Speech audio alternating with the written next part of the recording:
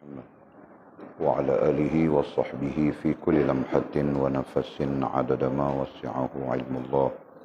اللهم صل وسلم وبارك على سيدنا محمد وعلى آله وصحبه في كل لمحة ونفس عدد ما وسعه علم الله. اللهم صل وسلم وبارك على سيدنا محمد وعلى آله وصحبه في كل لمحة ونفس عدد ما وسعه علم الله. بسم الله ما شاء الله، بسم الله ما شاء الله، بسم الله ما شاء الله، وما لم يشاء لم يكن. لا حول ولا قوة إلا بالله العلي العظيم. لا حول ولا قوة إلا بالله العلي العظيم. لا حول ولا قوة إلا بالله العلي العظيم. اللهم ارحمنا بالقرآن واجعله لنا إماما ونورا وهدى ورحمة. اللهم ذكرنا منه ما نسينا، علمنا منه ما جهلنا، وارزقنا تلاوته أناء الليل وأطراف النهر، واجعله لنا حجة يا رب العالمين. اللهم افتح لنا فتوح العارفين، وارزقنا فهم النبيين، واجعلنا من عبادك الصالحين والمتقين يا رب العالمين. بسم الله الرحمن الرحيم. قال مصنف رحمه الله تعالى: نفعنا الله بعلومه وبكتابه في الدارين، اللهم آمين يا رب العالمين. وبعد قال: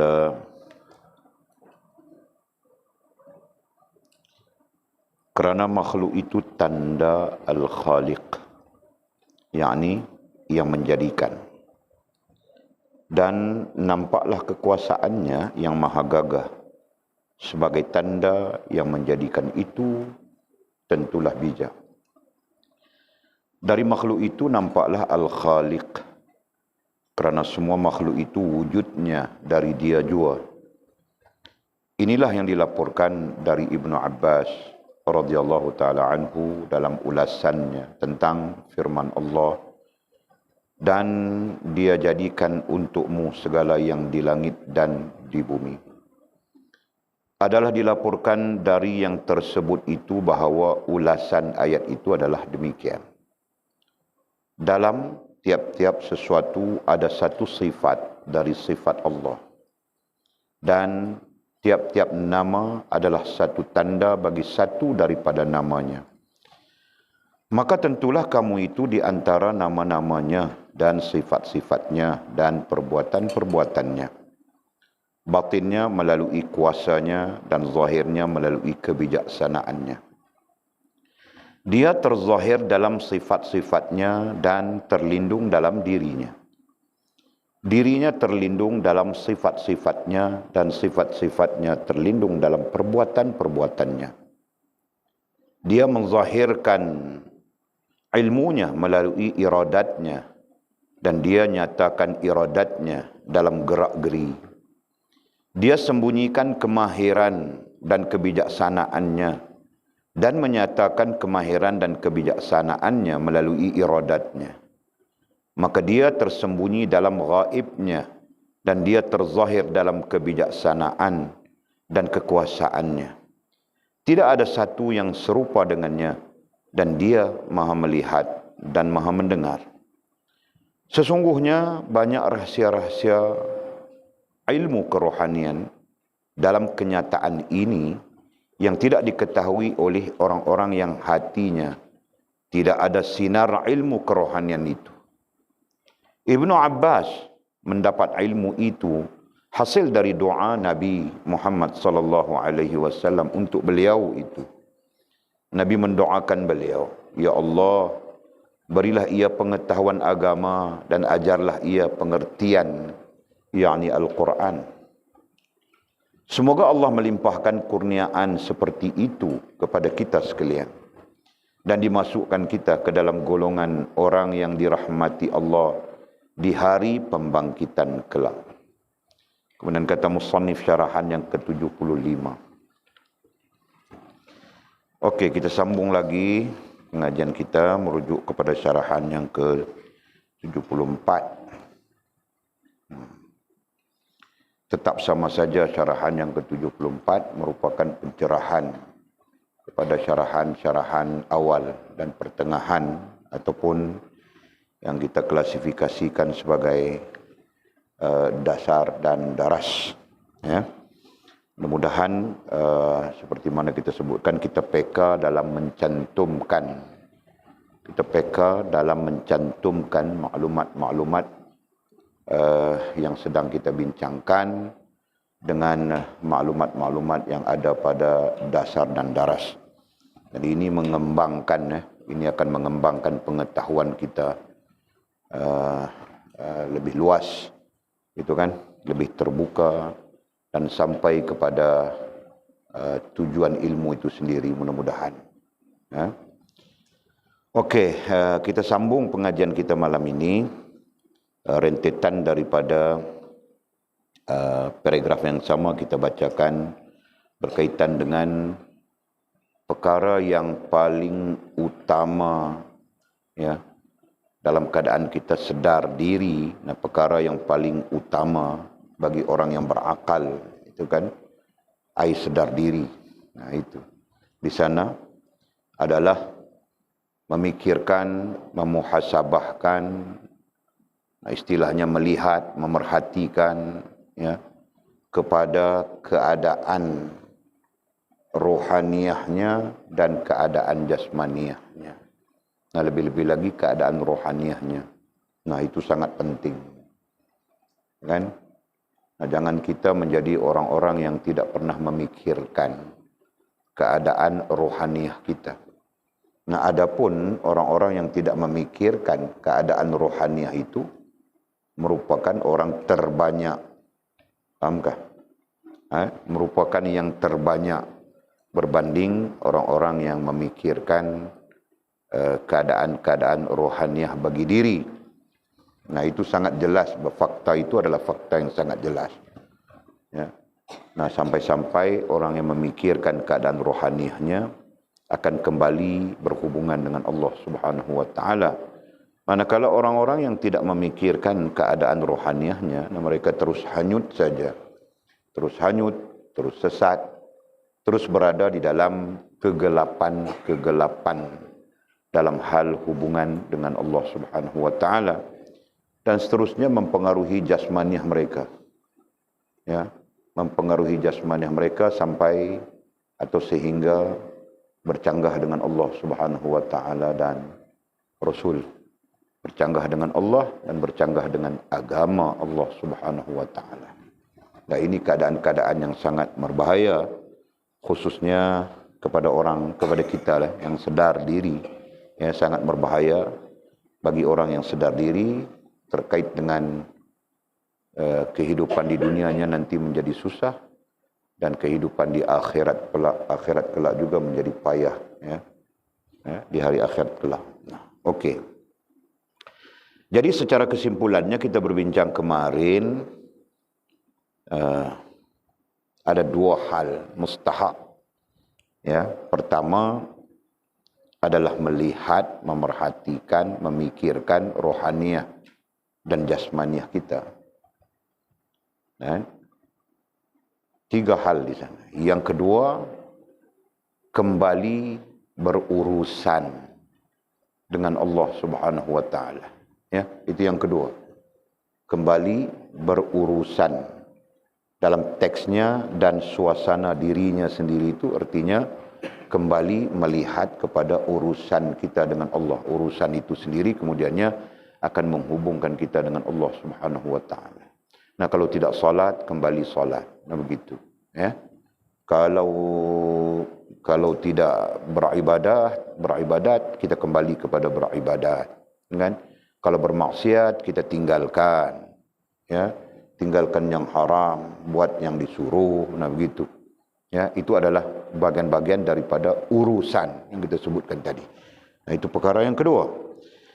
Dan perkara yang ketiga, ya, adalah melihat kepada ciptaan Allah Subhanahu wa taala. Nah, itu perkara yang ketiga. Melihat kepada ciptaan Allah. Melihat artinya sama saja, memerhatikan, memikirkan, ya, ciptaan Allah Subhanahu wa taala. Nah, kenapa melihat kepada ciptaan Allah Subhanahu wa taala? Nah, itu merupakan bagian daripada motivasi-motivasi yang akan menghubungkan kita dengan Allah Subhanahu wa taala. Ya. Jadi melihat kepada ciptaan Allah itu merupakan bagian daripada motivasi-motivasi ataupun pendorong-pendorong yang menghubungkan kita dengan Allah Subhanahu wa taala. Kemarin kita berbincang sudah tentang nantinya kita melihat alam semesta, langit, bumi dan sebagainya. Nah, itu menghubungkan kita dengan Allah. Kemudian kita lihat ke dalam diri kita sendiri pun, dan nantinya akan menghubungkan kita dengan Allah Subhanahu wa taala. Jelas ya? Okey, semuanya beranak kuncikan. Semuanya yang kita sebutkan tadi ya. Apa tadi yang kita sebutkan? Melihat kepada keadaan rohaniah dan jasmaniah, kembali kepada berurusan dengan Allah Subhanahu wa taala, kemudian melihat kepada ciptaan Allah Subhanahu wa taala, semuanya beranak kuncikan. Nah, itu istilah Walid, betulkah tidak betulkah aku tidak peduli.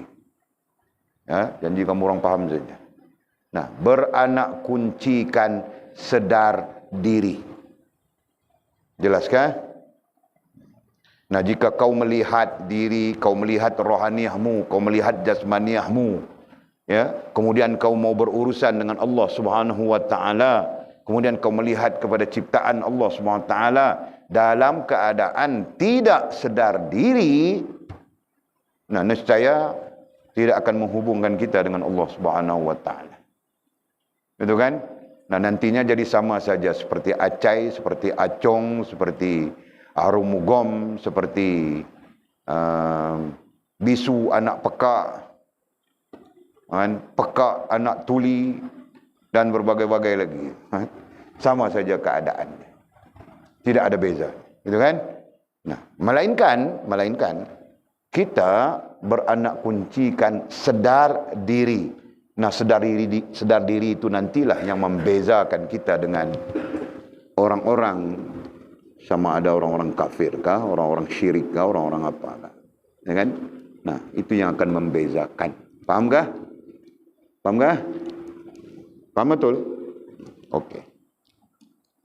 Jadi mudah-mudahan kita termasuk dalam orang yang sedar diri. Ya kan? Dan apabila kita sedar diri, nah, pandang saja, kita akan melihat kebesaran Allah Subhanahu wa taala berada di makhluk-makhluknya, ya kan?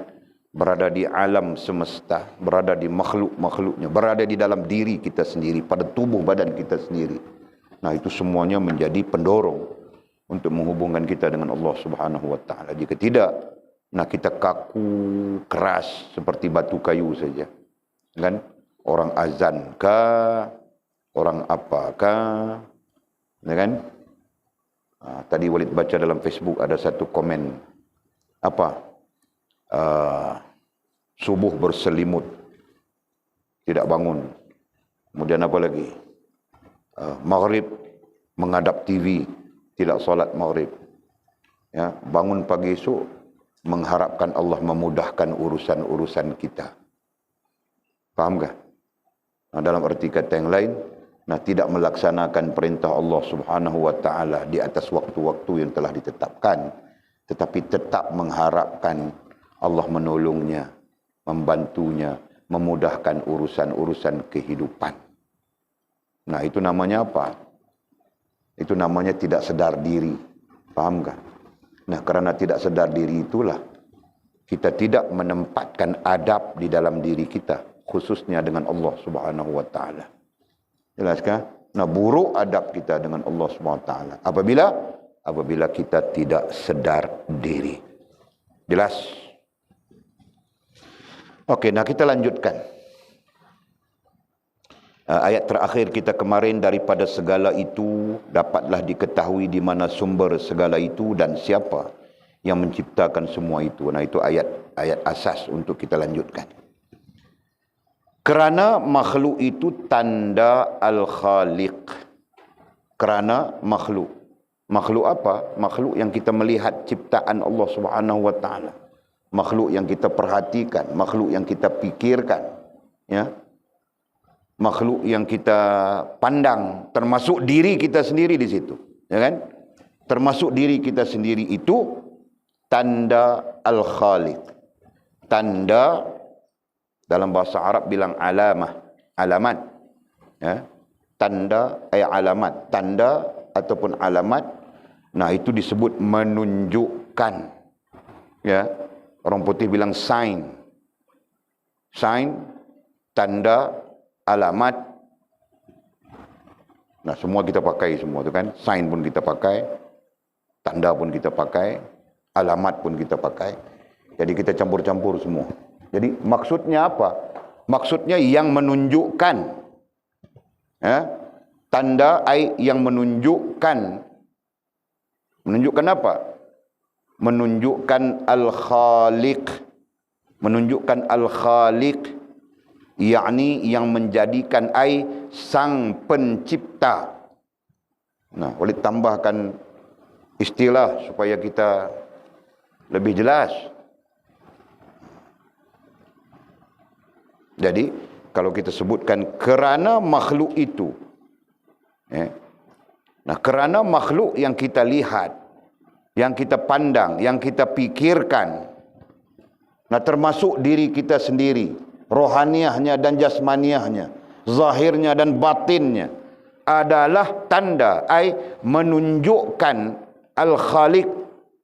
Al-Khaliq, yakni yang menjadikan sang pencipta kita. Nah, jelas ke ayatnya? Jadi, itu yang kita bilang kemarin. Nah, kita lihat langit. Semua orang melihat langit. Kecuali orang buta saja tidak melihat langit, kan? Nah, buta pun ada macam-macam buta. Buta mata, nah itu tidak dapat melihat langit. Buta hati, lagi teruk. Buta perut, nah lagi tidak pakai.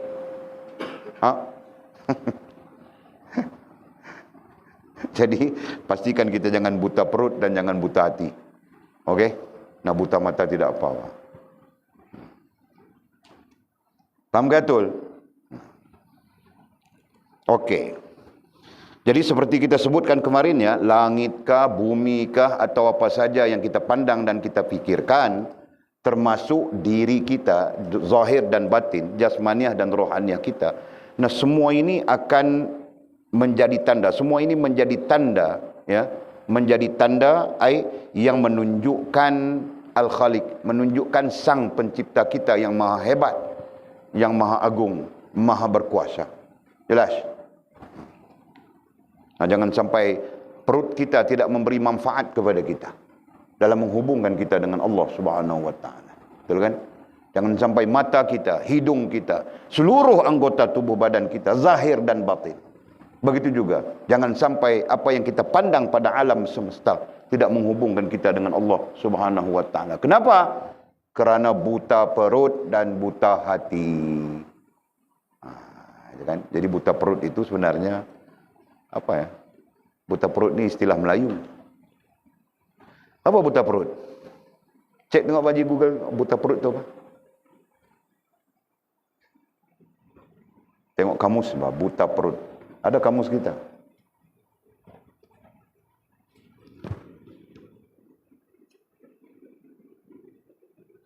Buta perut ini gambaran tidak memikir, tidak berpikir dalam bertindak. Nah, kalau tidak silap boleh. Kalau orang Kedah kata tak ada akai.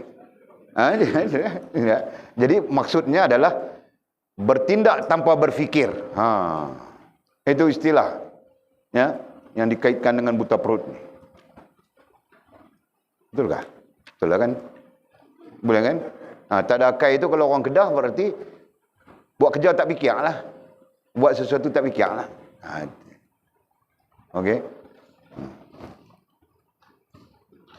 Dan katanya, dan nampaklah, nah, ketika kita memahami bahawa makhluk termasuk diri kita itu tanda, menunjukkan sang pencipta kita. Nah, menunjukkan itu bukan menunjukkan itu terkait dengan yang Walid ajar kamu orang dalam dasar. Ada 3 hal besar di sana. Menunjukkan zat, menunjukkan ada zat, menunjukkan keberadaan zat, itu kan? Lagi menunjukkan, nah ditengok kamu orang punya nota itu, aduh, jangan malas, ha? Nah lepas ini kena rajin-rajin semua orang.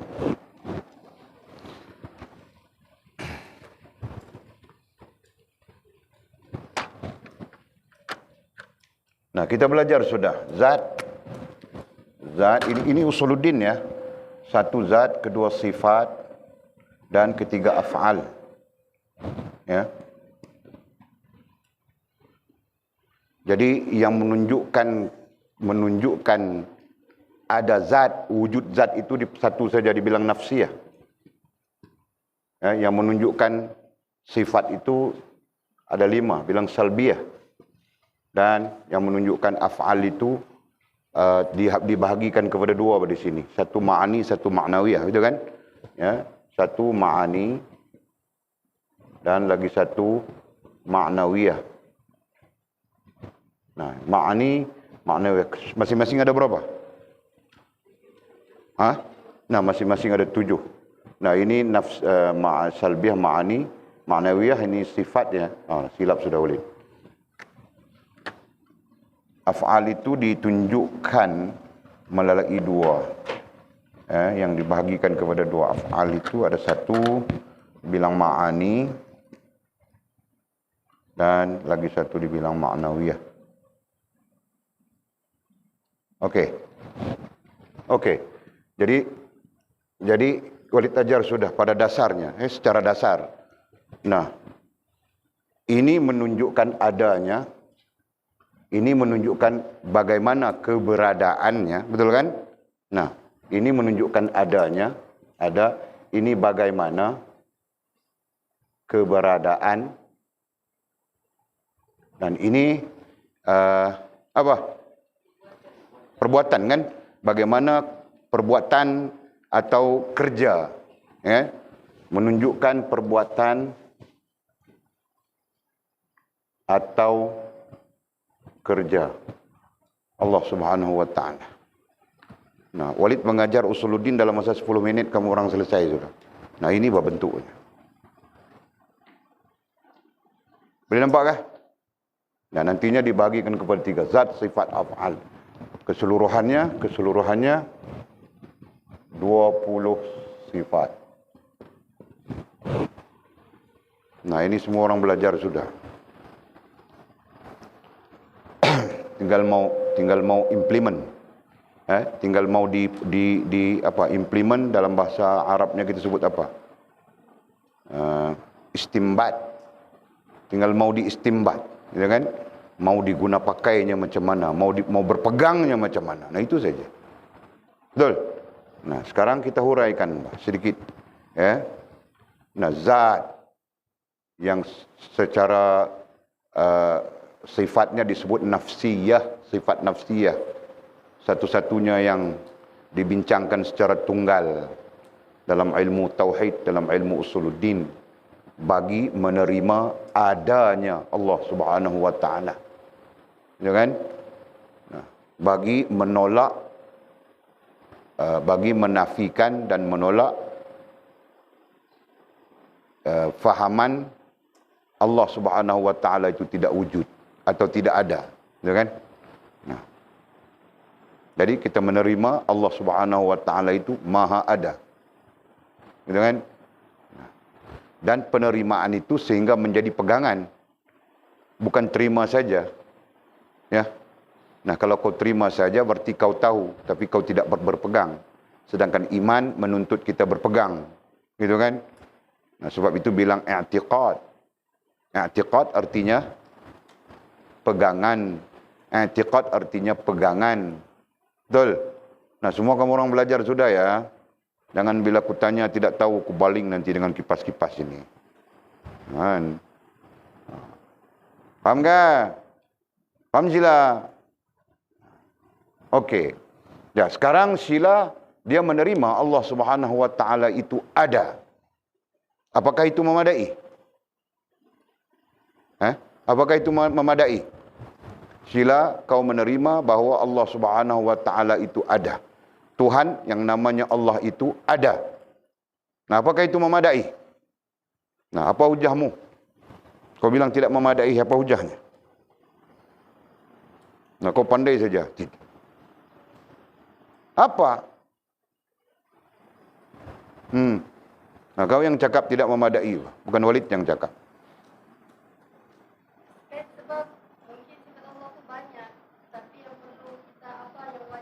Nah, Walid bukan bercakap tentang sifat yang banyak. Walid bercakap tentang kau menerima Allah Subhanahu wa taala itu ada. Apakah itu memadai? Ha? Nah. Apa? Kau mau menari kah? Begitu-begitu. Ha? Nah, siapa mau menyelesaikan masalah ini? Ini terkait usuluddin langsung. Nah, setakat yang kamu orang belajar mampu menjawab semua ini sudah. Yo, siapa? Makil kau tidak mau ambil peranan kah? Sebagai abang yang paling sulung, Pak.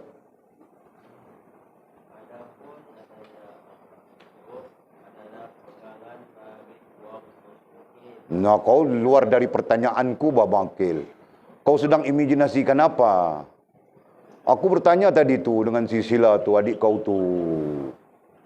Aku bertanya, dengar Makil, pertanyaanku begini. Ya, kau menerima Allah Subhanahu wa taala, bukan kau sekarang. Sila. Sila menerima Allah Subhanahu wa taala ada. Nah, apakah itu memadai? Nah, itu soalanku.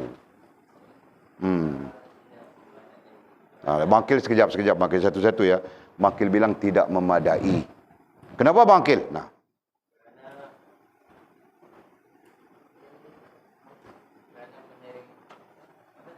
Mana aku tahu, aku tanya kau, kau tanya aku lagi. Ha?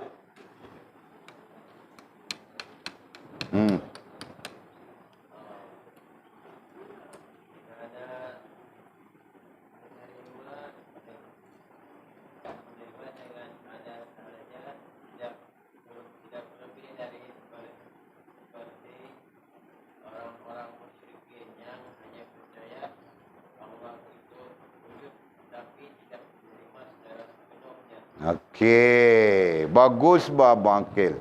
Ya. Oh, kau mau tepuk tangan pada Bang Makil ya. Sofia tepuk tangan Bang. Karena Bang Makil berjaya, Bang. Tahu tak? Nah, itu jawapannya betul. Ya.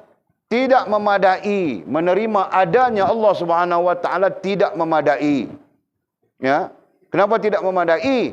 Karena Bang Makil dia tidak baca ayat Quran, mungkin dia tidak hafal. Nah, Bang Makil mana mau hafal ayat Quran pada dia? Kan? Okey. Allah Subhanahu wa taala menyebutnya di dalam Al-Quran.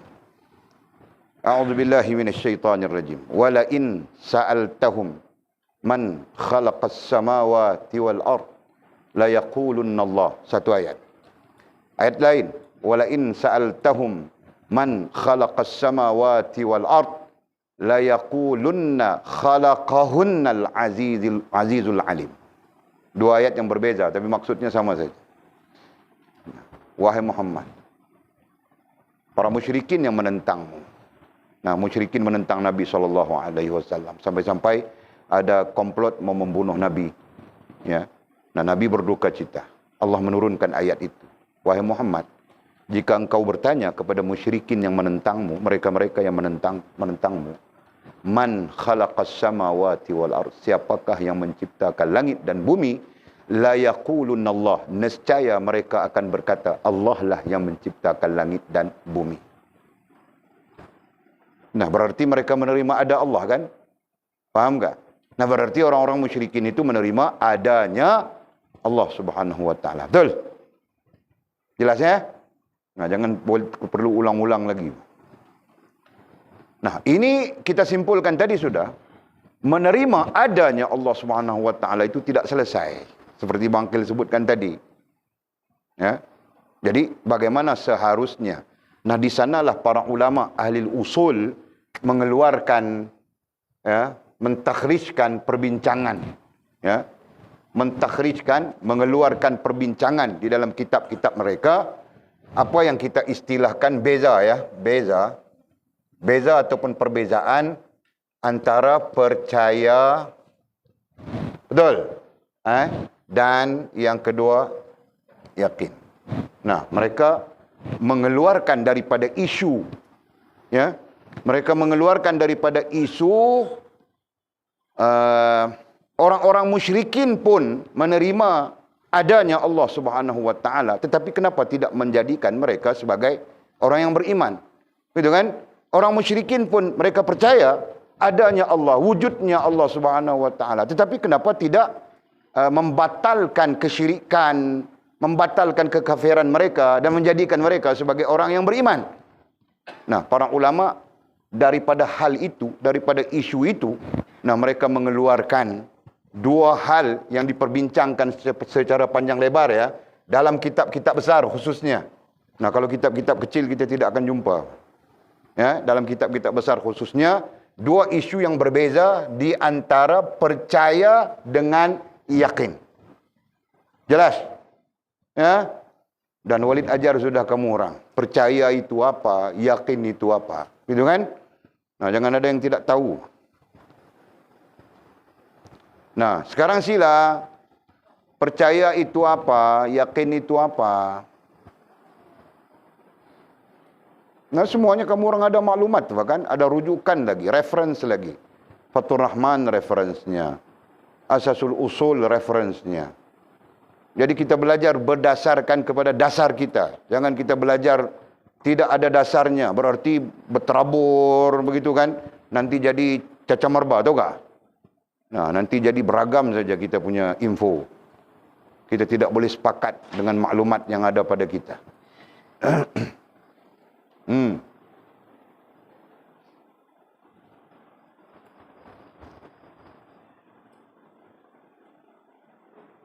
Nah, baru tercari-cari semua orang.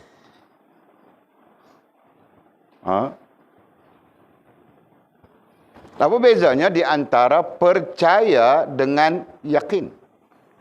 Nah, nanti baru kita dapat conclusionnya, dapat kesimpulannya. Nah, Walid sampai-sampai berenologi lagi itu hari. Walid cerita dengan kamu orang kan. Nah, Walid ajar dalam bentuk enologi. Dalam bentuk sebuah cerita. Nah, begitu Pak. Bermula suatu kisah.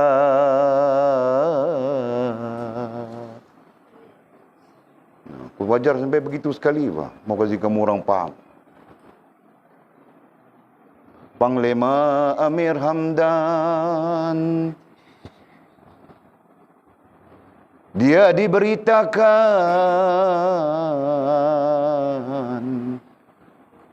sudah meninggal. Ingatkah?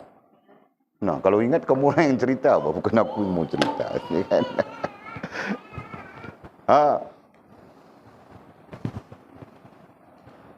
Nah, siapa yang mau cerita ini? Semua orang tengok buku saja. Mana siapa tu? Lari sudah. Lari dia. Kita tunggu dia, Pak. Yang lari itu kena cerita.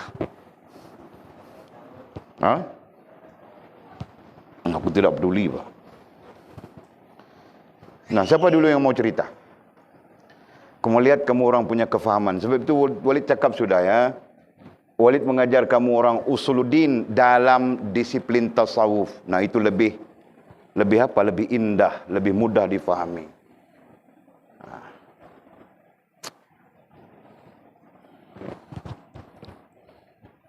Nah, siapa? Nah, kalau tanya siapa, tidak ada siapa. Semua orang ghaib semuanya. Jadi, ya wajarnya jangan tanya siapa. Tunjuk saja.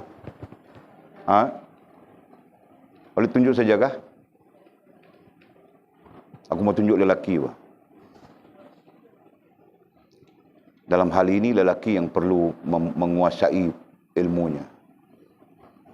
Nanti perempuan itu jadi isteri. Nah, kau yang mengajar dia semula, gitu kan, Mizi? Katakan istrimu itu adalah si nah, aku mau sebut pun aku takut saja, Pak. Nanti diam-diam kamu orang bercinta di belakang kandang kambing sana. Jadi aku tidak mau sebut. Nah, jadi suami yang akan mengajar istrinya, gitu kan.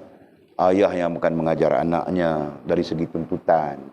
Jadi aku beratkan soalan ini kepada kamu orang lelaki. Nah, jadi siapa nih? Siapa mau jawab ini? Terbuka saja. Jul pun boleh, Rantau pun boleh, Anjung pun boleh. Nah, terbuka saja. Bangkil pun boleh. Siapa-siapa pun boleh. Nah, sekarang kita cari, kita lihat betul-betul ya, beza di antara percaya dengan yakin. Kerana salah satu daripada dua inilah yang menjadi iman kita. Ya kan? Nah, kita tidak akan tidak beriman di sisi Allah Subhanahu wa taala jika kita tidak sampai kepada yakin. Yakin inilah kemudian menjadikan iman. Yakin inilah kemudian yang menjadikan kita Islam. Yakin inilah kemudian menjadikan kita ihsan. Nah, jika kita sendiri tidak tahu di antara percaya dengan yakin, nah berarti kita sendiri pun kelang kabut saja dalam hal percaya dan yakin itu. Betul kan? Mana mungkin begitu. Nah, siapa mau ini? Siapa mau? Nah, siapa mau? Rantau mau? Nah, Rantau, kasih kuat-kuat Rantau. Jangan suara perempuanmu tidak mau, suara lelaki yang mau. Suara jantan. Pa, pa, pop. Begitu.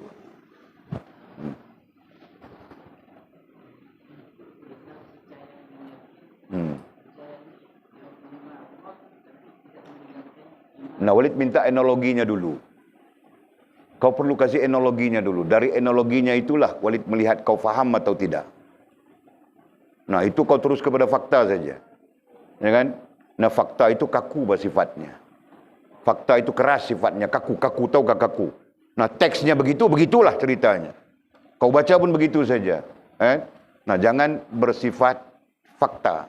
Walid mau analoginya. Supaya kau tahu mengatur mana percaya, mana yakin.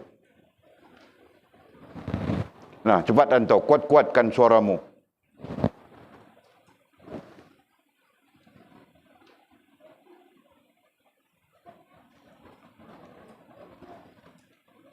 Nah, nantinya kita akan melihat, Masya Allah, ramai yang percaya Allah, tetapi tidak yakin dengan Allah Subhanahu wa ta'ala. Ya kan? Nah, terus, kuat bah. Tak tahu analoginya, tak tahu cerita, mau bercerita macam mana tidak tahu. Aduh. Nah, macam mana kau mau menjadi guru nanti? Kan? Ketika menjadi guru, nah bukan guru depan orang, guru depan anakmu, depan istrimu, nanti kau perlu menceritakan. Nah, anakmu nantinya mengutip ilmu, mengutip maklumat daripada penceritaanmu, itu lebih baik daripada kau beri dia fakta. Faham tak? Fakta ini untuk orang yang sudah berada di posisi, orang panggil apa ya? Sudah berada di posisi akalnya cerdas. Nah, boleh saja dengan fakta. Tapi dalam keadaan-keadaan orang yang akalnya beragam, nah, katakan orang kampung yang kau pergi kasih kuliah, kasih mengajar dia orang. Nah, otaknya beragam semua. Faham tak? Ada otaknya kira pikir apa itu? Ada pikir udang saja. Ada pikir bagang saja, bagang. Kan? Nah, ada yang otaknya pikir aweknya yang dia mau menikah saja. Ada yang bini lari. Ada yang pikir macam-macam kan? Nah, dalam keadaan beragam pikiran itu, kau mau mengajar mereka fakta, nah tidak mungkin. Nah, ini satu maklumat ya, penting untuk kita berinteraksi dengan orang. Apalagi kita kaitkan dengan dakwah, dengan fiqh dakwah. Jadi ada kalanya fakta sesuai dengan satu-satu keadaan, tidak sesuai dengan satu-satu keadaan yang lain. Betul? Nah, jadi asasnya adalah enologi. Penceritaan itulah yang membantu. Okey? Jadi Walid dah bercerita sudah dengan kamu orang. Mau cerita lagi kah? Cukup aku cerita. Jadi cerita saja aku yang mati, cerita saja aku yang mati, cerita saja aku yang mati. Aku pun takut mati juga, kau tahukah?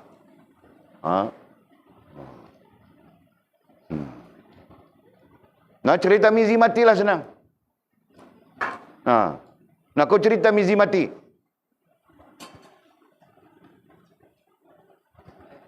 Nah, supaya sampai kepada Poin ini sebenarnya percaya. Nah, ini sebenarnya yakin. Begitu, Pak. Nah, orang tidak belajar tidak akan faham. Faham ya? Dengar ya. Orang yang tidak belajar, mereka tidak akan paham. Nah, sebab itu agama kita menekankan supaya belajar. Yang tidak belajar nantinya bohong-bohong beriman. Itu kan? Nah, kalau kita modernkan istilah itu, kita modernkan, nah main-main beriman gitu. Kan? Main-main beriman, main-main cinta. Main-main beriman. Kan? Nah, itu yang terjadi. Dan kita mau keluar daripada keadaan-keadaan main-main beriman. Kenapa? Karena iman bukan hal main-main. Itu kan? Iman, Islam, ihsan adalah ruh kepada kehidupan di dunia dan di akhirat kelak. Nah, bukan hal yang boleh kita main-mainkan. Nah, itu. Nah, jadi Mizi mati. Nah, biar dia 40 orang kita sebut semua. Nah, okey.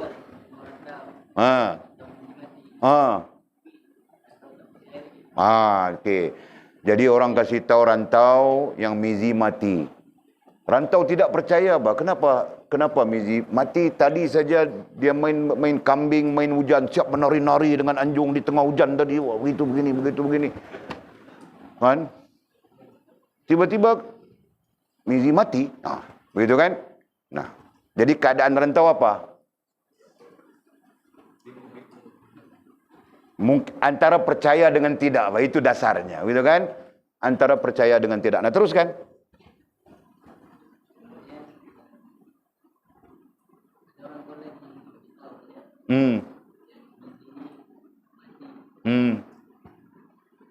Nah, salah Pak analogi kau. Biasanya ini terkait dengan ilmu juga kan? Kita yang mencari tahu, betul kan? Nah, kau terima maklumat Mizi mati. Berapa kali sudah aku sebut? 3 kali sudah kan? Nah, kau kira saja. Kan? Nah, kau terima maklumat Mizi mati. Kau sabar, bah. Kau ini kira mau buat tahanan saja pada Mizi. Waliullah sudah dia, tahukah? Okey. Jadi, apabila kau menerima maklumat itu, kau menjadi pencari tahu, gitu kan? Nah, kau mau tahu, betulkah Mizi mati? Nah, kalau dikaitkan dengan ilmu, nah kau pencari di situ, Pak. Jelaskah? Kau pencari, kau mencari tahu untuk meyakini bahawa Mizi mati. Nah, dalam ilmu kau mencari tahu untuk meyakini bahawa Allah itu ada. Betul? Nah, itu kiasan. Majasnya begitu. Jelas? Nah, terus setelah kau mencari tahu dengan cara mana, mungkin kau telefon anjung, mungkin kau telefon Jol, atau kau telefon segala awek-awek Mizi yang kau kenal. Kurang-kurangnya ada 30 orang. Buaya kan? Nah, begitu, bah. Telefon satu tanya. Semua nama keluar semuanya. Jadi, kau pun telefon. Nah, dia orang pun tidak tahu, bah. Majoritinya bilang, tidak tahu, aku tidak dengar apa-apa, aku tidak tahu. Nah, menambahkan kau punya confuse kau tadi. Betul kan? Nah, tapi kau tetap berdiri dengan mencari tahu. Aku mau tahu juga ini. Aku mau tahu juga. Jadi kau cari. Nah, sampai maklumat yang kau terima daripada kawan rakan ni macam tidak ada apa-apa. Ya, tidak ada Mizi, tidak mati. Seolahnya begitu. Tapi daripada banyak-banyak maklumat itu, ada satu maklumat yang mempengaruhi kau. Nah, bilangnya aku pun dengar benda yang sama. Maklumat itu dari siapa? Dari Bangkil. Jadi Bangkil bilang, aku pun dengar benda yang sama, Mizi mati. Kebetulan 3 hari lepas ku jumpa dia. Demam-demam, selsema begitu, beringus, keluar hingus saja begitu. Ada batuk-batuk, ada sesema-sesema, beringus. Ku jumpa 3 hari lepas. Nah, fakta ini menguatkan kau punya maklumat tadi. Yang pertama, betul? Nah, jadi dia ada demam 2-3 hari lepas, berarti kemungkinan dia kena COVID. Kan? meninggal dia, mati dia. Nah, kemungkinan besar ada. Berarti tadi kau 90% mereka tidak tahu. Berarti ini tidak membantu kau punya mencari tahu. Nah, bangkil seorang saja tiba-tiba membantu kau punya mencari tahu. Faham tak? Jelas ke itu? Nah, dengan apa? Dengan maklumat yang ada pada bangkil, dia jumpa Mizi 3 hari lepas, Mizi dalam keadaan demam, begitu begini. Faham tak? Nah, maklumat yang satu ini menambah rasa kau ingin mencari tahu. Betul? Jadi cari tahu lagi. Mau tetap keadaannya sama. Akhirnya kau buat satu keputusan atas sifat mencari tahu. Nah, Mizi itu tinggalnya di Keningau. Kan? Nah, kau pun naik kereta kau pakai kereta apa? 4-wheel drive itu. Apa? Kau punya kereta. Dia pakai 4-wheel drive. Bukan Hilux, dia pakai Revo. Apa aku tidak tahu. Nah, kau pun isi minyak penuh tangki kau pun terus ke Keningau. Jadi jalan daripada tempat kau mau Keningau itu aku tahu pusing gitu jalannya kan. Naik gunung gaung di bawah sana aku tahu itu. Mau pusing mau sampai ke Keningau. Nah, kau ambil mungkin 3 jam kan sampai ke Keningau. Sampai Keningau kau cari rumah Mizi. Nah, kebetulan kau pernah pergi rumah Mizi ketika mengantar aweknya yang mengamuk-mengamuk itu hari kan. Nah, mengamuk awek Mizi sebab dia tahu Mizi banyak awek. Buaya. Jadi dia mengamuk, jadi kau tolong tunjukkan rumah Mizi. Nah, begitulah contohnya. Okey. Nah, apabila kau sampai di rumah Mizi, kau lihat orang ramai di rumah Mizi. Nah, apakah kau sudah yakin Mizi mati? Belum. Kan? Faham tak? Nah, belum yakin bahawa Mizi mati. Ini mungkin Mizi bersunat lagi sekali. Mungkin. Atau mungkin Mizi menikah baru. Atau mungkin orang lain yang meninggal kah? Macam mana? Nah, itu akan mengasak pikiranmu, betul? Ya? Nah, berarti kau tidak sampai kepada poin yang sebenarnya. Nah, terus kau datang, Assalamualaikum. Waalaikumsalam. Ini rumah Mizi, ya. Boleh saya jumpa Mizi? Orang tidak cakap apa. Orang pun diam saja. Rumah orang meninggal, mana orang bising-bising. Kan? Pun kau tidak yakin lagi. Kau tetap tidak yakin. Gitu kan? Nah, meluap-luap di situ. Aku rasa mau melihat dengan mata kepalaku. Betul? Jelas kah? Nah, kau pun diberikan masuk, dibawa masuk kah, diiring masuk kah, tengok. Daripada kau jalan masuk itu, kau nampak sudah ada sekujur tubuh yang sedang terbaring, ditutup oleh kain putih kah, kain batik kah, aku pun tidak tahu. Kan? Tapi macam sebatang tubuh, sekujur tubuh. Nah, kau pun datang tepi dia, kan? Sama ada kau sendiri yang membukanya, ataupun orang yang tolong buka.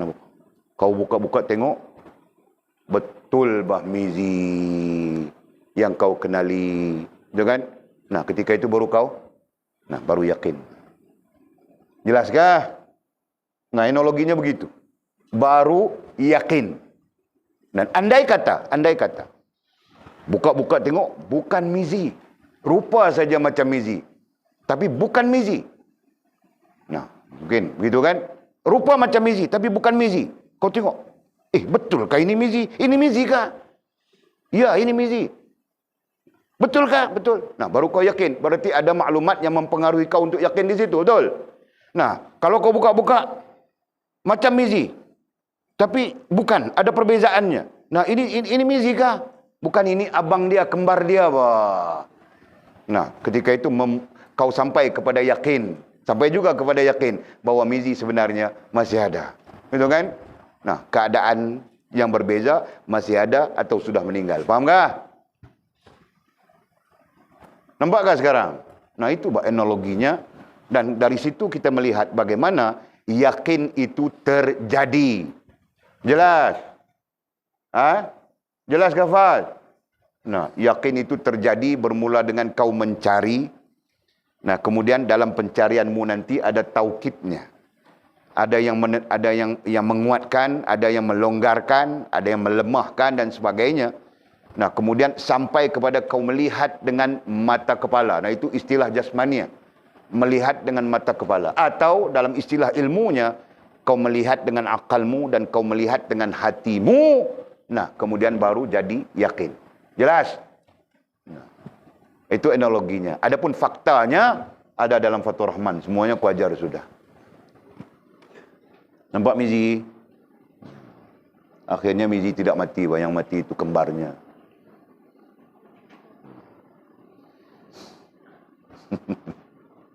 Right?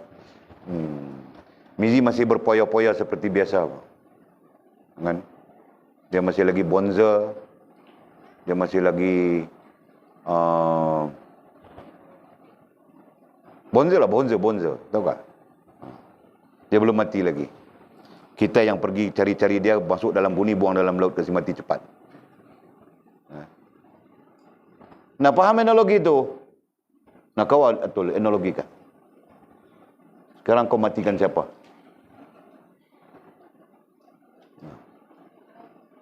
Kau mau matikan Fas, nah silakan.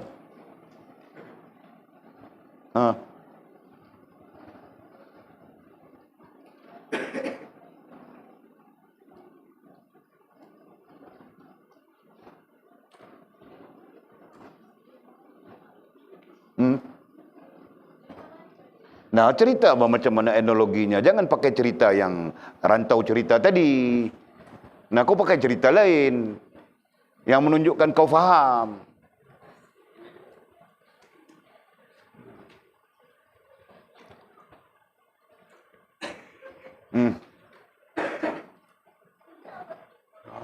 Fas saja yang cerita.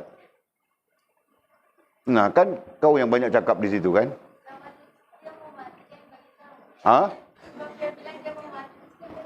Siapa yang mau mati? Fia mau mati? Oh, jadi okey wah. Okey wah. Nah, Fia yang mau dikaitkan dengan cerita mati ini. Nah, silakan. Tak apa, cerita mati pun tak apalah.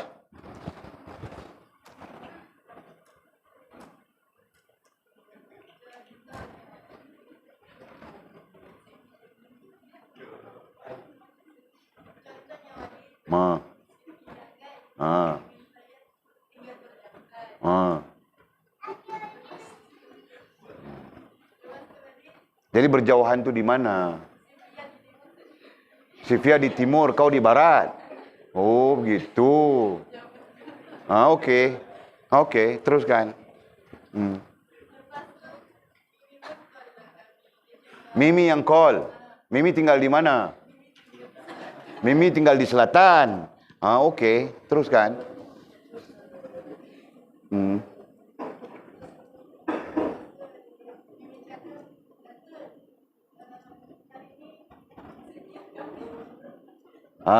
Betul, hari ini Sifia kahwin. Okey, teruskan. Bagus. Penceritaan yang lain daripada mati.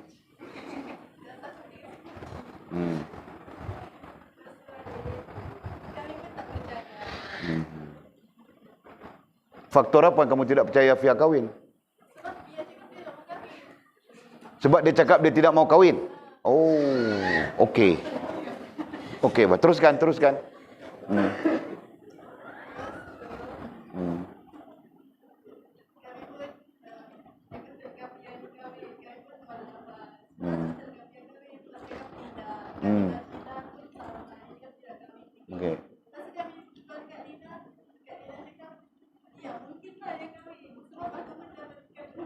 Okey, Jadi telefon Lina bilang dia dapat kad undangan.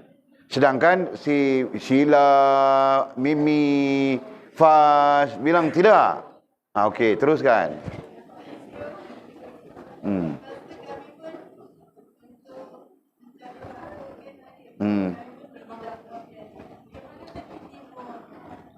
Pergi ke rumah Fia. Jadi untuk kepastian pergi ke rumah Fia. Ya kan? Rumah Fia di timur. Jadi kamu naik kapal terbang lah. Ghaib macam itu saja. Masya Allah. Okey wah, tidak apa. Terus.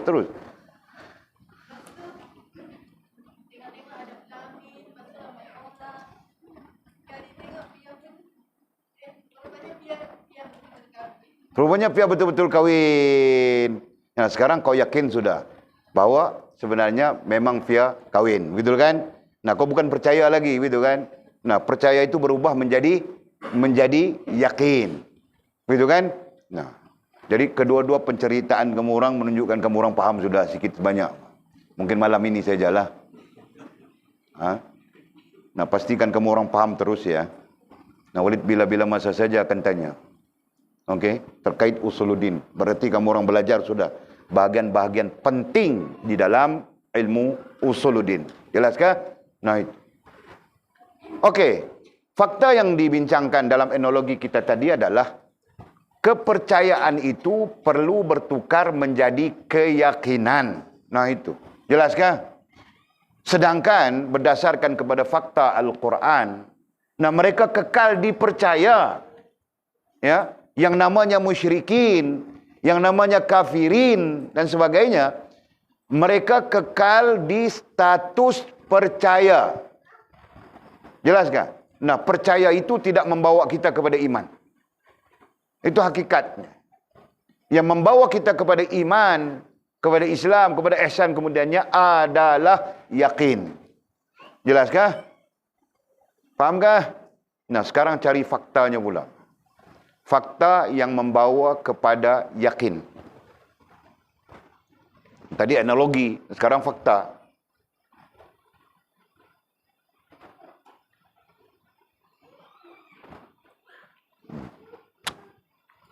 Bangkil pula apa faktanya yang membawa kepada yakin?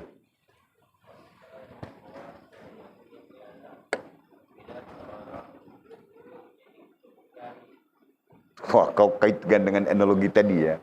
Itu analogi bangkil. Faktanya ada dalam nota-nota kamu orang. Faktanya ada dalam Asasul Usul. Faktanya ada dalam Fathur Rahman. Nah, Walid tanya itu sekarang faktanya. Bila sebut fakta, dalam arti kata yang lain ada nombor 1, ada nombor 2, ada nombor 3, ada nombor sampai 100 ke 1000 ke sejuta. Mesti ada fakta secara tersusun. Nah, itu bilang fakta.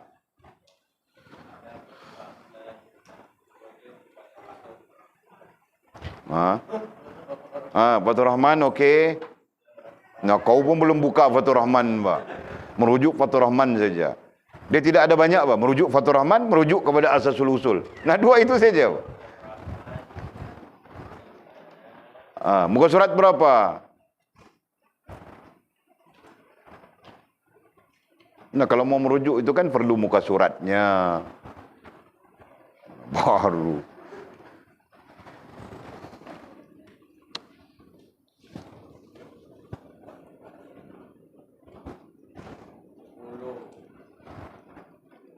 Muka surat berapa? Nah, muka surat berapa? Mimi. 10. Nah, betul Babang Bangkil bilang muka surat 10. Nah, Fathur Rahman muka surat 10 tengok. Betul kah? Nah, apa penceritaan di sana?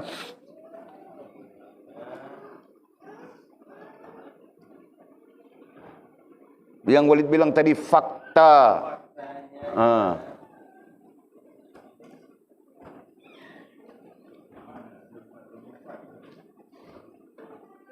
Tak apa. Teruskan dulu biar depa ni dulu.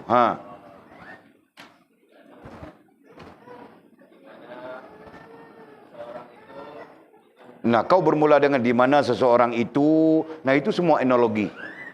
Walid minta faktanya saja.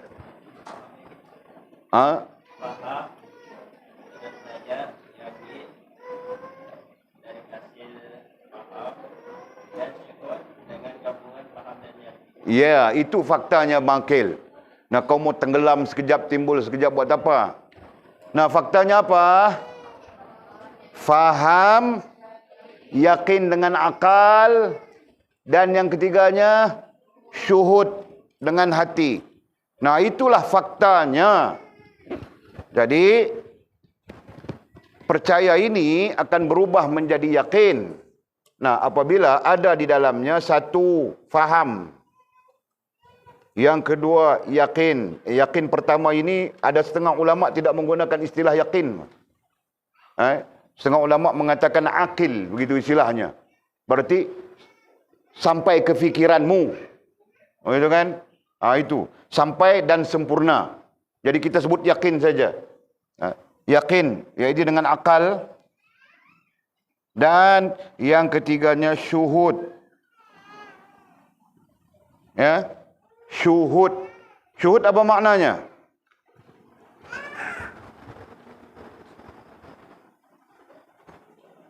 Nah, come on, wahai anak-anakku, kamu orang akan menjadi ilmuwan. Ya. Syuhud apa maknanya? Kau mau jawab perlahan-lahan saja, Mizi. Kenapa suaramu kenapa? Main hujan, demam. Bukan kau yang lompat-lompat menari masa hujan tadi? Kau pikir ku tidak nampak kah? Kau dengan anjung, Pak. Ya, pergi duduk depan kandang kami. Pergi kenakaran kah budak ini?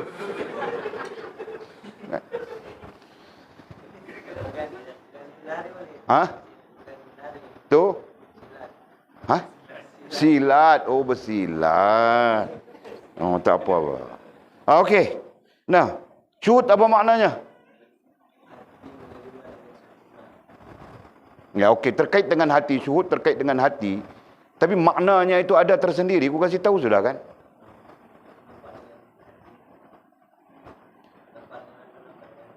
Okey, lain kau faham apa syuhud itu? Ya, itu makna dari segi maknanya. Nah, kefahamanmu apa syuhud itu? Nah, kamu orang lambat dari segi perkembangan maklumat. Nah, dari syuhud inilah ya. Dari syuhud inilah ya. Nah, aku bagi pen merah, Pak, supaya kamu orang. Dari syuhud inilah terjadi asyhadu alla ilaha illallah. Betul kan? Nah, dari syuhud inilah terjadi asyhadu alla ilaha illallah dan seterusnya, wa asyhadu anna Muhammadar Rasulullah.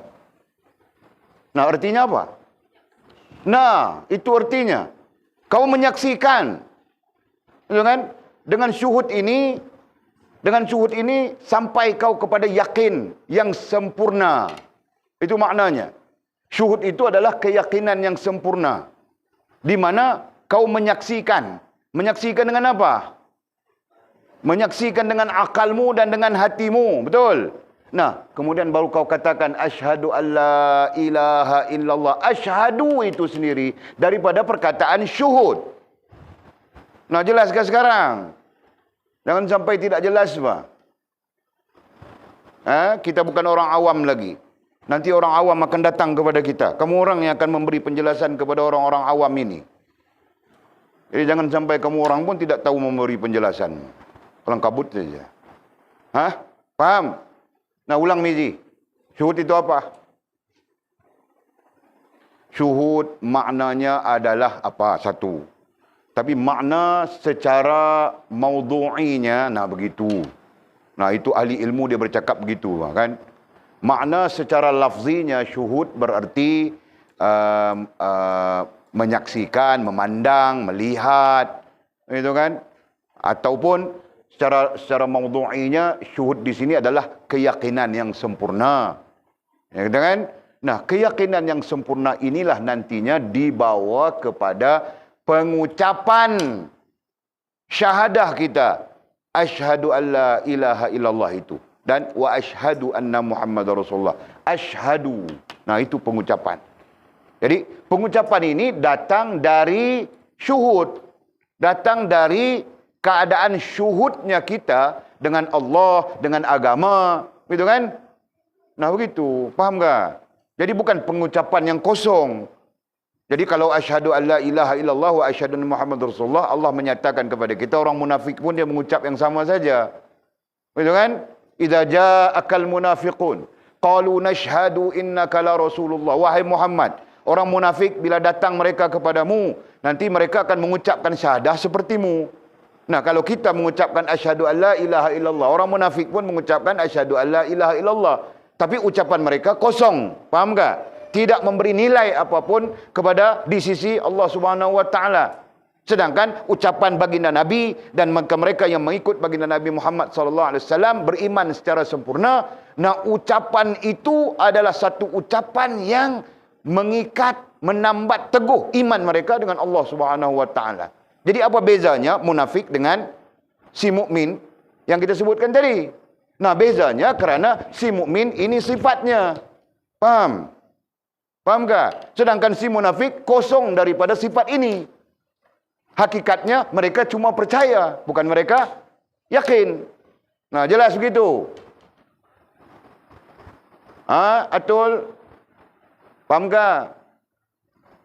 Letih bawa aku cakap-cakap dengan kamu orang.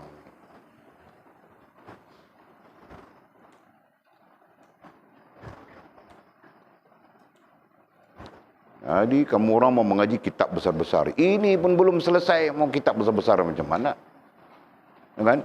Selesaikan ini, ingatkan ini, hujahkan ini, berbicara tentang ini. Nah, saya aku ajarkan kamu orang kitab besar. Faham tak? Nah, kalau ini pun kau tidak berhujah, tidak mampu berhujah. Nah, mungkin nanti kau pandai baca kitab saja. Nonen. Itu pandai baca kitab. Bukan ada ilmu. Tahu tak? Ada ilmu, nah tidak ada kitab dia berhujah. Itu baru ada ilmu. Kau pandai baca kitab. Nah, ketika kitab tiada kau pun jadi kelu. Nah, itu bukan berilmu apa? Kalaupun berilmu, ilmu di kitab, bukan ilmu di sini. Sedangkan ilmu itu menuntut kita di dalam dada. Betul kan? Jadi aku tidak mau kamu orang balik jadi ustaz kitab.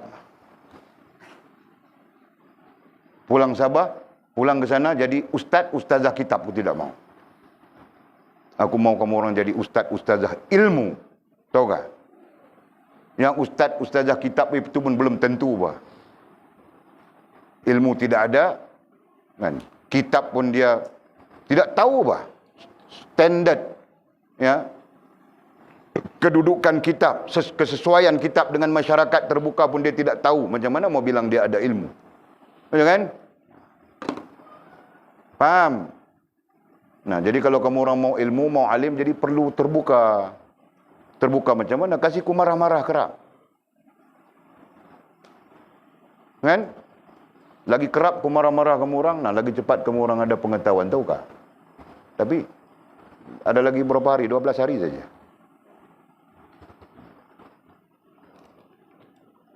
Nah, sekarang faham sudah? Fahamkah? Ada siapa yang tidak faham? Sila fahamkah? Bangkil, kau fahamkah bangkil? Nah, boleh menikah bangkil. Kalau kau faham ini boleh menikah. Nanti kau mau ajar isteri, anakmu, kan? Nah, kalau tidak faham ini jangan menikah, nanti kita tanggung beban. Kan bangkil? Nah, kita menanggung beban. Beban kita satu, beban bini lagi. Datang anak, beban anak lagi kita mau tanggung depan Allah SWT. Kita jangan menikah. Nah, aku pun kalau boleh patah balik, aku tidak mau menikah. Mau mengaji saja. Bolehkah bangkil? Nah, kau macam tidak tahan sudah aku lihat.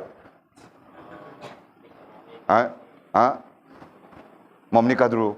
Menikah pak. Okey pak. Kau menikah bawa sini lah bangkil. Kau bawa lah Mira itu datang sini. Belajar. Kau ni. Kau janganlah menikah lepas tu kau perap dalam rumah saja. Okey. Mana sudah? Okey. Jadi katanya, dan nampaklah kekuasaan yang maha gagah sebagai tanda, dan nampaklah itu apa? Sekarang perkataan nampaklah keluar di sini. Nampaklah itu, nah pakai saja perkataan syuhud tadi. Nah, ya. Dan nampaklah syuhud yang istilah teksnya musyahadah, mukasyafah, ya. Istilah dalam teks kita, ya, istilah dalam dasar kita.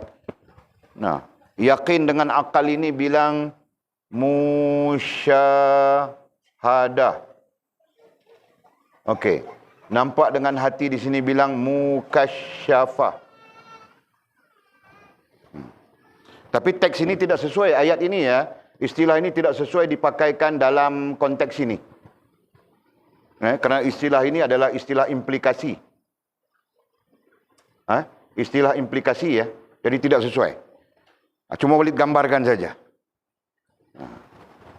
Nah, di sini proses ya. Di sini proses. Sedangkan istilah ini adalah istilah implikasi. Kesan daripada kita terlibat dengan proses ini. Faham kah? Nah, dua istilah yang berbeza. Bahulu sedang buat bahulu, istilahnya lain. Kan? Nanti jadi bahulu istilahnya lain. Betul kan? Orang bilang, istilah bahulu siap, orang bilang, bahulu, bom. Nah, ada orang bilang istilah bahulu bom. Ada orang bilang istilah bahulu, macam-macam nama kan? Nah, aku pun dengar macam-macam nama sudah. Ada bahulu bom. Aku lihat di stiker pack bahulu tu bahulu bom. Yang lain bahulu intan. Ada bahulu kaknap. Ada bahulu macam-macam kan? Nah, itu namanya setelah bahulu itu siap untuk dimakan, betul? Tetapi sebelum bahulu itu siap untuk dimakan, nama ini tidak keluar apa? Bom kah, kaknap kah, apa? Tidak keluar, betul kan? Faham tak? Nah, jadi ada implikasi. Ini implikasi, Pak. Bahulu bom adalah implikasi setelah bahulu itu siap diproses, betul? Bahulu kaknap adalah implikasi daripada bahulu itu siap untuk dimakan, betul? Selepas proses. Tetapi semasa proses, nah tidak ada orang mau meletakkan nama. Betul? Kenapa? Nah, belum jadi, Pak. Keras kah? Baling dinding-dinding yang runtuh kah? Misalnya. Kan? Faham tak? Nanti dia letak, dalam proses dia letak nama bahulu kaknap. Kemudian dijual kepada orang. Orang makan-makan keras. Apa bahulu kaknap ni? Nah, itu implikasi-implikasi. Jadi manusia sering mengelak daripada implikasi-implikasi buruk. Orang panggil bad impression. Betul? Nah, itu orang lambat berfikir, otak mangon.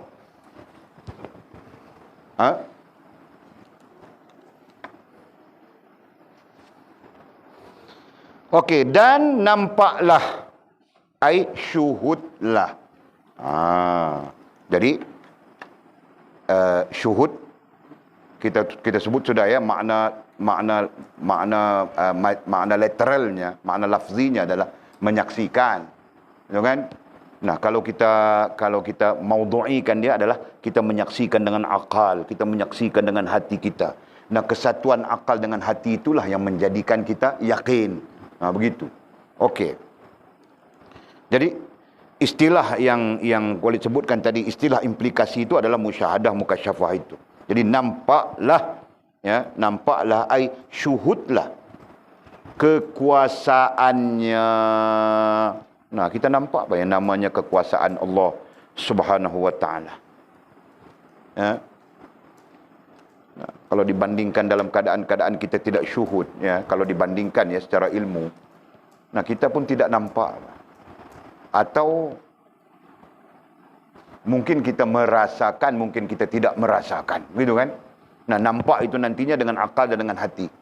Istilah bagi menggambarkan nampak dengan akal dan dengan hati adalah merasakan, gitu kan?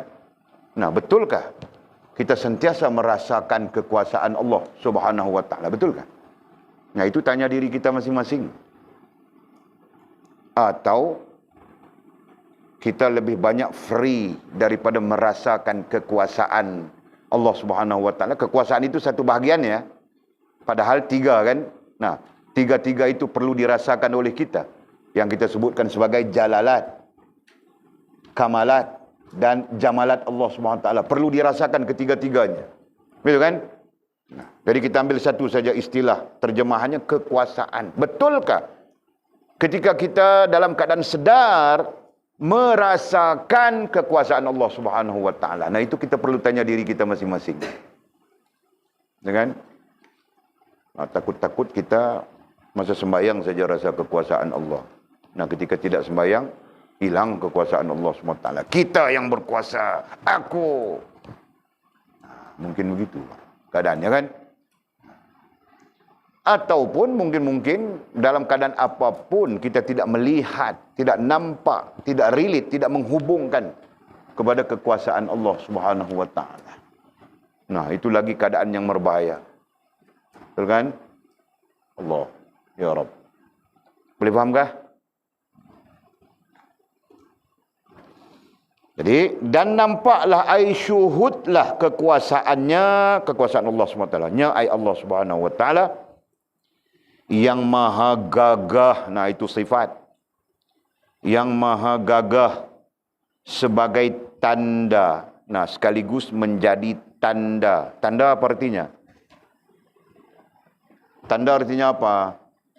Yang menunjukkan. Sebagai tanda ai yang menunjukkan atau yang menunjukkan kepada. Nah, kena ada istilah kepadanya di sana. Yang menunjukkan kepada yang maha menjadikan itu.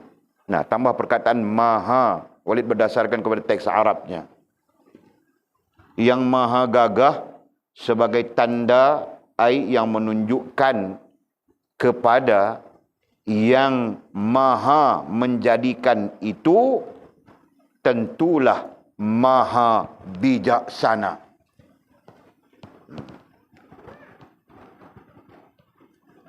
Tentulah maha bijaksana.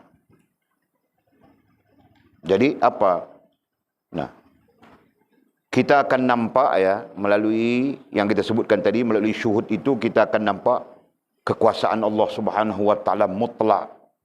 Ya, tidak ada terkait dengan siapapun. Mutlak kekuasaan Allah Subhanahu Wa Taala yang maha gagah sebagai tanda ai yang menunjukkan Allah yang maha menjadikan. Tidak ada siapapun boleh menjadikan. Begitu kan?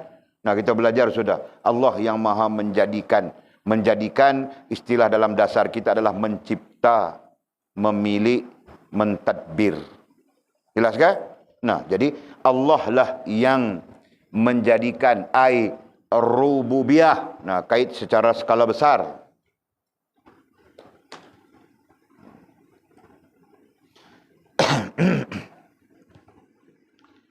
Yang menjadikan, yang maha menjadikan ai rububiyah itu, nah, menjadikan, mencipta, memilih, mentadbir, gitu kan?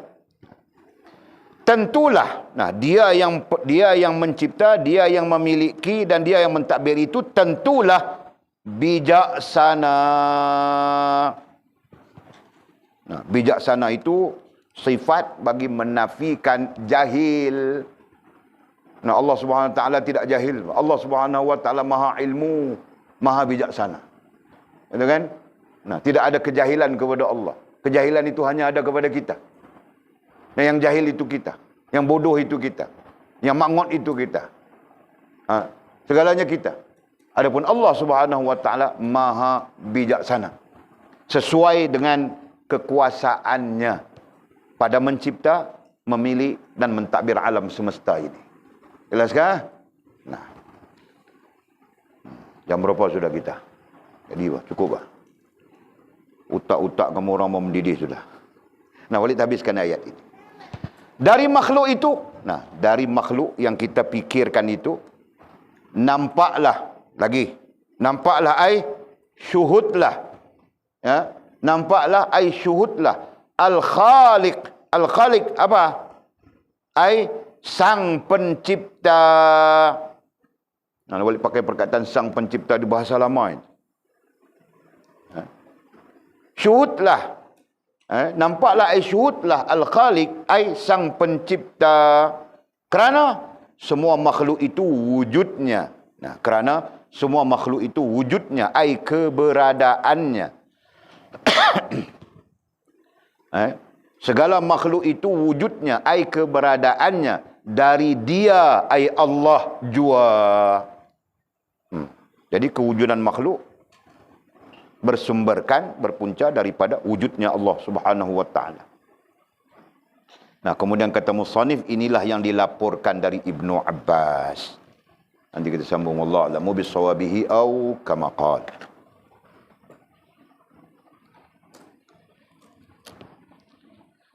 Nah, nanti Walid mau tanya itu. Mau tanya apa? Tadi Walid gantung saja. Mau tanya ini, mas, nafsiyah, salbiyah, ma'ani, ma'nawiyah. Macam mana kamu orang faham? Menerima ada, menerima bagaimana keberadaan dan menerima bagaimana perbuatan dan kerja Allah Subhanahu wa taala. Nah, kamu orang perlu berjawab dengan Walid. Nah, Walid ada bagi tugasan, kasih 2 hari. Sampai sekarang tidak sampai dekat Walid. Tidak tahu hanyut di mana, sesat di gunung mana, jatuh di belantara mana, Walid pun tidak tahu. Tapi sampai sekarang masa sudah 2 minggu berlalu. Sedangkan tugasan itu 2 hari saja aku kasih masa. Nah, kamu orang pikir Walid tidak ingat. Kamu orang pikir Walid tidak tahu. Itu kan? Kita diam-diam saja. Diam. Siapa pun tidak cakap. Nah, padahal aku ingat saja, aku mau lihat saja sejauh mana kamu orang mau bermain di dalam di dalam padang ilmu ini. Kan? Sedangkan ku tahu saja nilai-nilai kamu orang, nilai-nilai ilmu yang berada di akal kamu orang. Jadi di situ melihat juga siapa yang jujur di antara kamu orang. Nah, begitu. Siapa yang benar di antara kamu orang. Lepas 2 hari kasih tahu, Walid kami siap sudah. Nah, tidak ada sampai sekarang. Nah, berarti semua tidak jujur. Kalau dengan ilmu kamu orang tidak jujur, mana mungkin kamu orang jujur dengan guru. Nah, kalau kamu dengan guru tidak jujur, mana mungkin kamu mendapat ilmu. Ya, berhati-hatilah. Karena ilmu itu suci. Ilmu itu suci. Nah, tidak mungkin akan keluar daripada kesuciannya, melainkan kepada hati-hati yang benar-benar suci. Jelaskah? Allahu a'lam. Ada soalan kah? Silakan.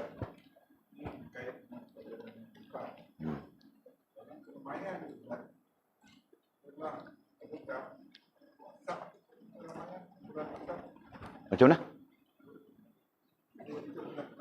Okey.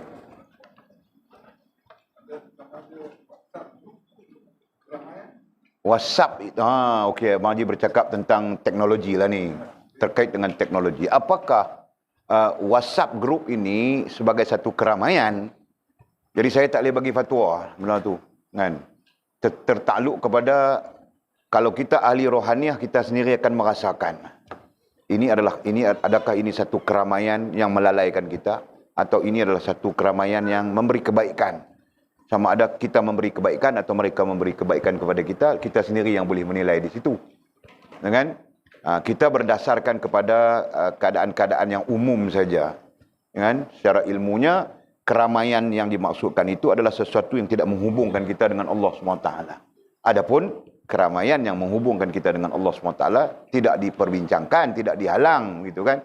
Nah, jadi kalau WhatsApp pun kadang-kadang kan duk main dia sampai maghrib 15 minit dah ni duk main WhatsApp lagi. Berarti ini merosakkan hubungan kita dengan Allah Subhanahu wa taala. Mungkin begitulah. Kemudian dari segi prosesnya mungkin kita boleh kurangkan, mungkin kita boleh tidak peduli dan sebagainya. Tinggal lagi kadang-kadang pengaruh dia tu kuat.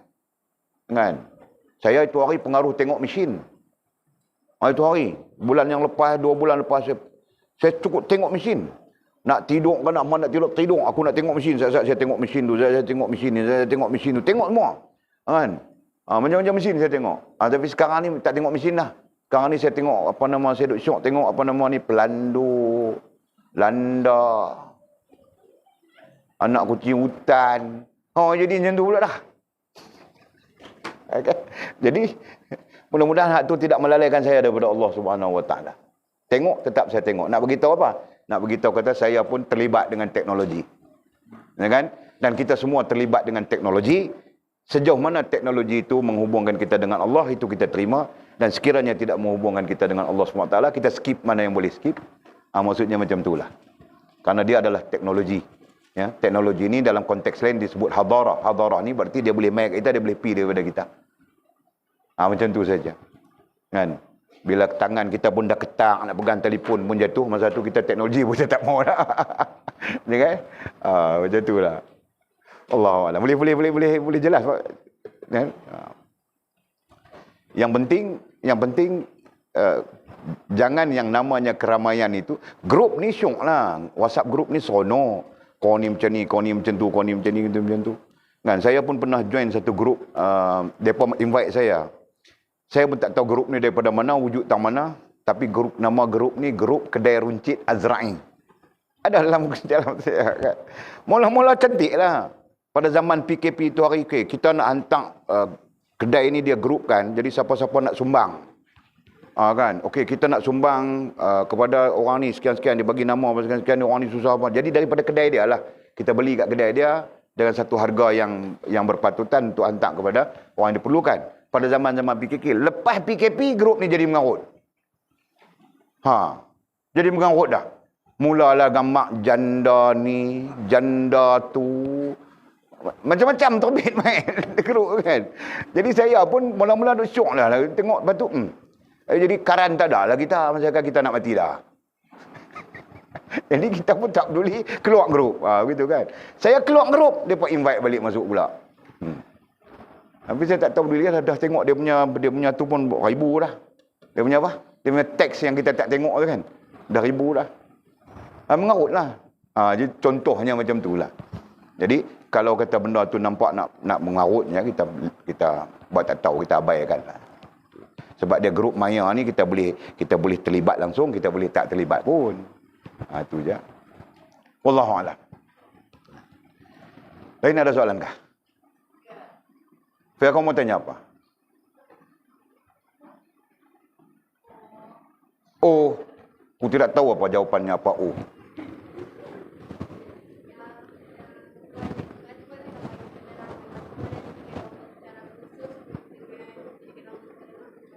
Macam mana? Macam mana didikan Allah secara khusus? Oh, kau punya soalan ni macam profesor bah. Dari mana kau kutip soalan-soalan begini?